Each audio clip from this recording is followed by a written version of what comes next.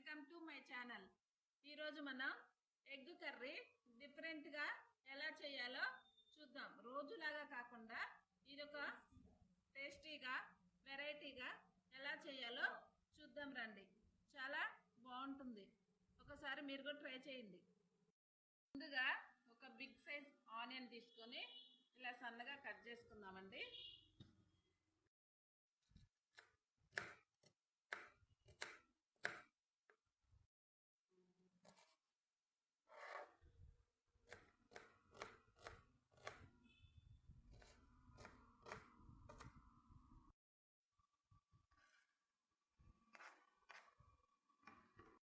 పెద్ద size 4 tomatoes తీసుకోవాలి. ఇలా సన్నగా కట్ చేసుకోవాలి. సన్నగా కట్ చేసుకొని ఎంత సన్నగా వీలైతే అంత సన్నగా కట్ చేసుకుందాం.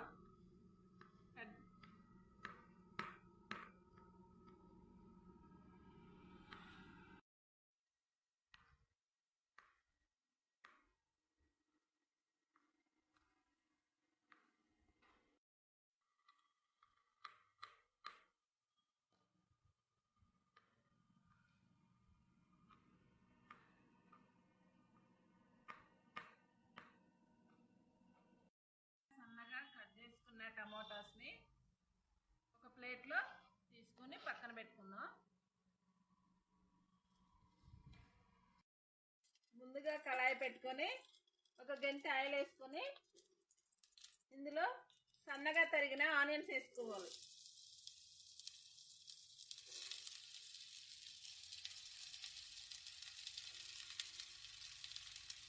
కొంచెం ఆనియన్స్ గోల్డెన్ కలర్ వచ్చే వరకు వేయించుకోవాలి. ఇందులో ఇప్పుడు 1 టేబుల్ స్పూన్ తిరుమత గింజలు, 2 రెబ్బల కరివేపాకు, 2 పచ్చిమిర్చి వేసి బాగా దోరగా వేయించుకుందాం.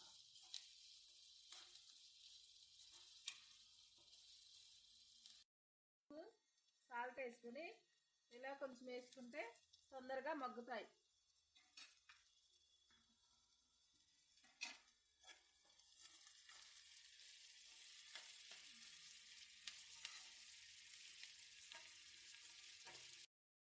ఆనియన్స్ కొంచెం వేగిపోయాయండి.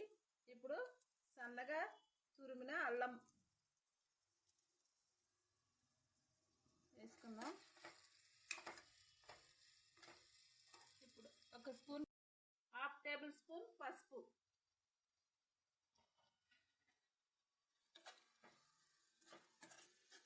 వేసుకొని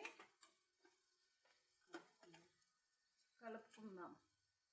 ఇప్పుడు మనం కట్ చేసి పెట్టుకున్న టమాటా ముక్కల్ని వేసుకుందాం.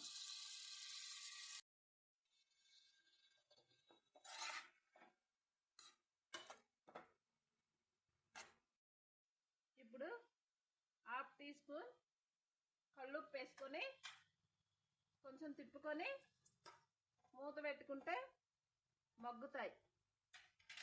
ఓకేనా? కొట్టి వేసుకోవాలి.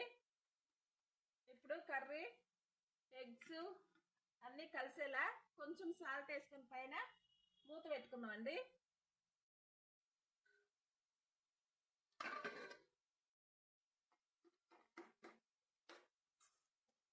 ఇలా ఎగ్స్ ఉడికిపోయిన తర్వాత ఇలా మొత్తం తిప్పుకోవాలి. ఇప్పుడు ఇందులో 1 స్పూన్ కారం,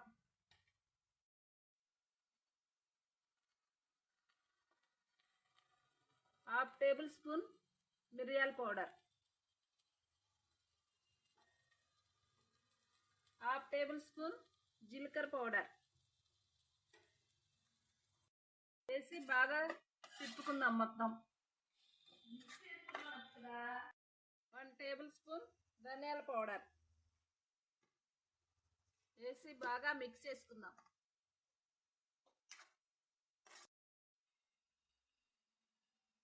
ఇలా వేసుకుని తిప్పుకుందామండి.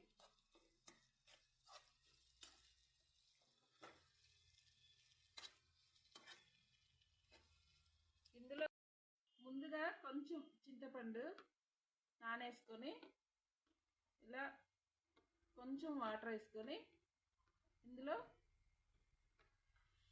పోసుకుందాం. చింతపండు మీకు ఇష్టం లేకపోతే వేసుకోనవసరం లేదు. ఇలా రైస్లోకి చపాతీలోకి మంచిగా కలుపుకోవటానికి బాగుండాలంటే ఇలా కొంచెం చింతపండు వేసుకుంటే టేస్ట్ వస్తుంది. ఇలా వేసుకుని తిప్పుకొని కొద్దిసేపు 5 minutes మూత పెట్టుకుందాం. లాస్ట్లో కొంచెం తెల్లబాయలు ఇలా దంచేసి వేసుకుంటే కూర ready. Variety curry, egg curry ready. చూసారు కదండి, ఎంత కలర్ఫుల్గా కర్రీ రెడీ అయిపోయింది. మీరు కూడా మీ ఇంట్లో ట్రై చేసి ఎలా ఉందో కామెంట్ సెక్షన్లో కామెంట్ చేయండి.